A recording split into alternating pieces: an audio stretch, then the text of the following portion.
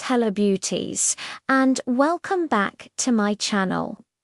Today we re-diving deep into a timeless makeup trick that has sculpted faces for decades, using bronzer to slim the jawline.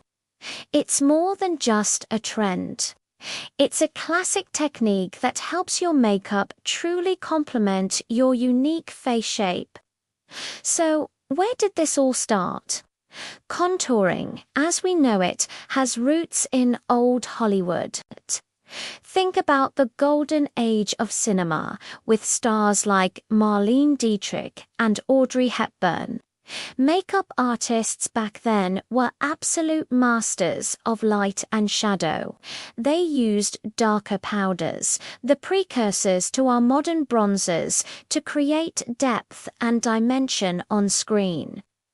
Under those harsh studio lights, a chiseled jawline was essential to define an actor's features and convey character. It was all about creating an illusion, carving out cheekbones and strengthening the jaw for that iconic, star-quality look. This wasn't about changing their faces, but about enhancing what was already there to make it pop on the big screen. Over the years, this on-screen secret trickled down from Hollywood and into our everyday makeup bags.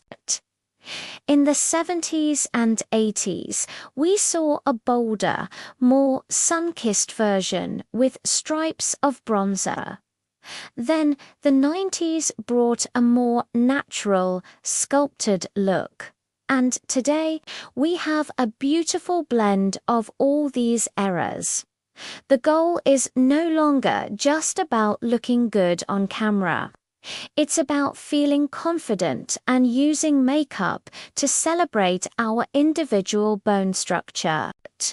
Applying bronzer along the jawline is a fantastic way to create a soft shadow, which visually tightens and lifts the area, giving the illusion of a more defined, slender neck and jaw. So, how do we do it for a modern, seamless finish? First, pick the right bronzer. I recommend a matte powder or cream bronzer that's about 2 shades darker than your natural skin tone.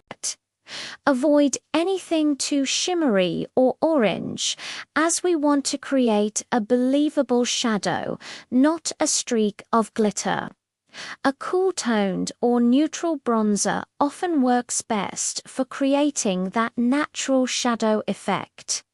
Now for the application. Grab a fluffy angled brush. If you're using a powder, tap off any excess. The key is to start with a light hand. You can always build it up.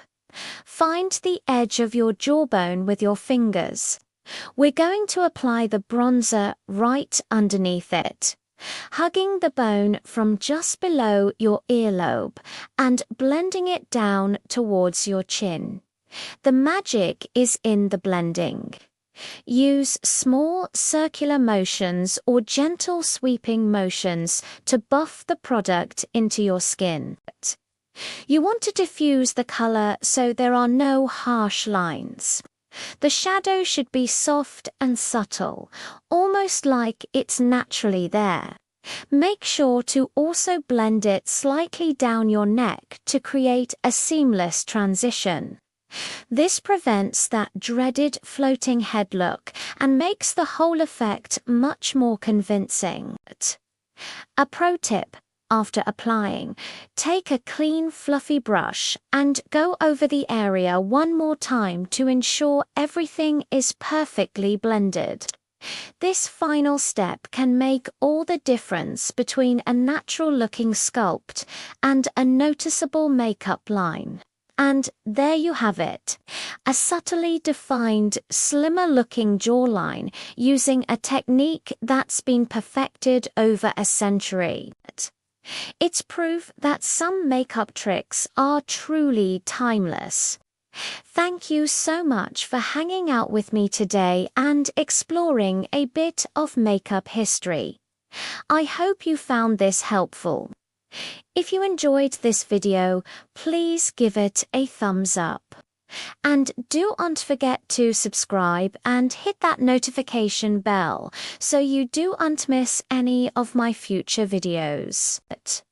Let me know in the comments if you have any other classic techniques you'd like me to cover. See you in the next one. Bye.